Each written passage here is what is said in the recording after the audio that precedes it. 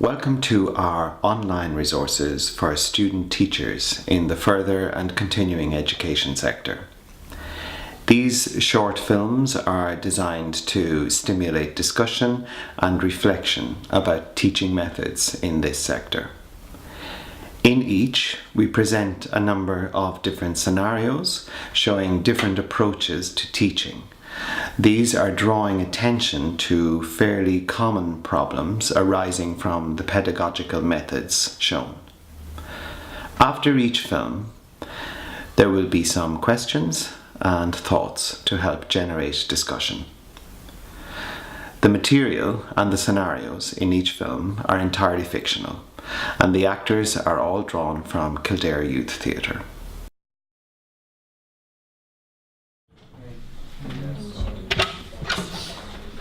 Good afternoon, everyone. All right. Have a nice lunch? Yeah. Good. Good. Today we're going to learn about a traditional strip foundation, right? Strip. That's how we spell strip. Strip. This is a traditional strip foundation. It's the most basic foundation. It's the cheapest to make. It's just the easiest one to get your head around to begin with. It's used in 90% of houses in Ireland, right?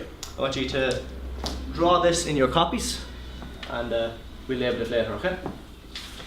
We'll not just take a picture of it. No. But it's in the back of the book. I know, but you're not going to learn it in the back of the book, are you? You learn it and take it down. Sorry, you know this room? Is there one of them in here? Yeah. Probably. Why is it called a traditional strip?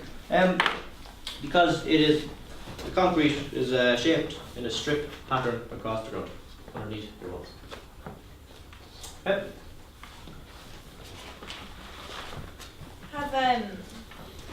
buildings always been made like with that foundation? Yeah. No, it doesn't matter really. You don't need to know any of that. You're not going to ask you that in the exam. Well, I need you to read the first line there out loud. I'll pass it on then to Lauren, and you read the next line. Strip foundations are used where the soil is of average to good bearing capacity. Yep, that's right. Good girl. This type of foundation supports the building's load-bearing walls using strips of concrete. Good, yeah. Strip foundations are particularly suitable for house building due to the relatively low load pressure exerted by the structure. Very good, very good. The arm lead. Where are we? Yeah, they're also more economic to build than other kind of foundations. It's because they use less concrete and thus needing less labour, so that makes them more economical. Right? The depth of the foundation must be greater than or equal to the width of the wall to be built on top of it. Yeah, it must be greater than or equal to the width of the wall. Okay? So the width of the foundation must be 3 times the width of the wall being built on top of it. 3 times the width. How many times? 3 times. 3 times the width. Well done. So, Rob, will you come up here and label it? We're going to get you all to label it then in order of where you're sitting, okay?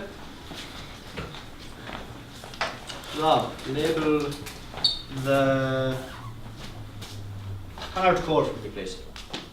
Yeah.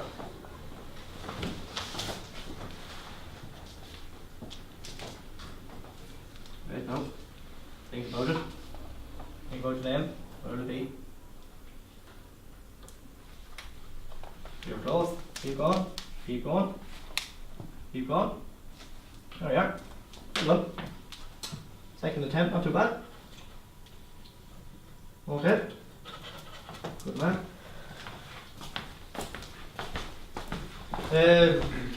Alec, come up here please.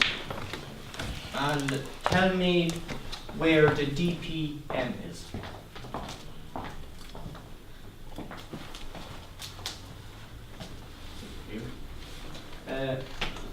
No. Damp-proof membrane is what it is. So think about it. What would be best protection? Yeah. Well done. Very well done. Now, DPM stands for damp-proof. Membrane. Membrane. Well done. Well done. Well done. Who's next? Sean. Come on, please. Hold on, please. Both of them. Both, yeah. So there's two. There's two of them, yeah.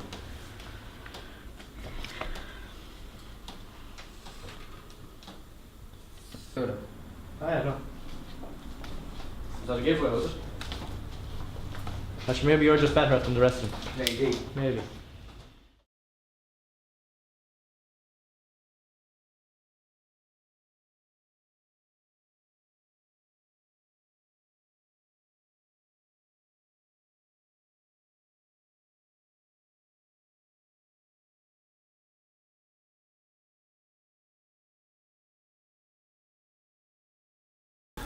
In the short film we've just seen, which is shorter than any of the others, we wanted to explore a typical situation in a further education classroom where a lot of technical information has to be imparted to the students.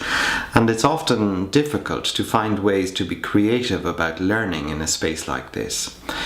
So we showed a teacher who is teaching construction studies and who was explaining quite technical aspects of a building construction. A young teacher who was amiable, chatty, and who seemed to get on very well with the students. The problems we're looking at here are broadly two. One is, what is the role of the teacher in this kind of environment or this kind of scenario? Is he there simply to repeat the information which, as two students identified, are already in the back of the book, or they can simply take a photograph of? This is something that they can easily access. And the second is the over-reliance on traditional methods of teaching and learning, such as rote learning, pop quiz tests, and reading by rote. So you can see all of these examples that the young teacher uses in the class. In particular, we wanted to explore one of the aspects. The others I don't need to comment on. That can be something that you can look at yourself. For example, how effective is having one student read a paragraph and then another continue on. But we were interested in particular in the idea of him bringing up a young person to the board to have a look at filling in something on a diagram. This, at the face of it, seems to be active and engaging and creative and involving the young people. However, what happens is that when he brings up a person to the board, there is effectively a one-to-one class with that young person at the board. And that person at the board is getting a lot of attention and is able to ask questions and engage with the teacher. For the duration of that period, all of the others are at a loss and are waiting and are simply left to their own devices. Now, if this was a class of 30, that would take a long time, and we would have a very disengaged class by the end of it, as indeed we do in this particular film. We also drew attention to the fact that the young teacher is not sensitive to opportunities for teaching and discussion that present themselves in the class. When he is talking about the foundations and the diagram of the foundations, two questions are asked of him. One is there something like this in this room? And here was an opportunity for him to use the visible here and now reality in which the students were to look at the concept that he had on the board of the foundations of a house, to make it visible, to make it real, to use the material around him. But he wasn't aware that that was a possibility. So aligned was he with the methodology of using the diagram on the board and getting everybody to copy it down. The second came when a student asked about the history of this kind of building, and his response was to say, that's an interesting question, but it's not something that's going to come up in the exam. So we see already a very young teacher sort of colonized, if you will, or certainly institutionalized into a behavior that doesn't allow him to see other interesting thoughts and ideas that students might have that can come from students. Rather, he retreats to the tried and tested, perhaps something he learned from another teacher, tried and tested methods of traditional teaching that have served well in the past. The question we ask in this film is, what actually is his role, and what could be his role? If he is simply a mouthpiece for information, or is he doing or possibly able to do something more?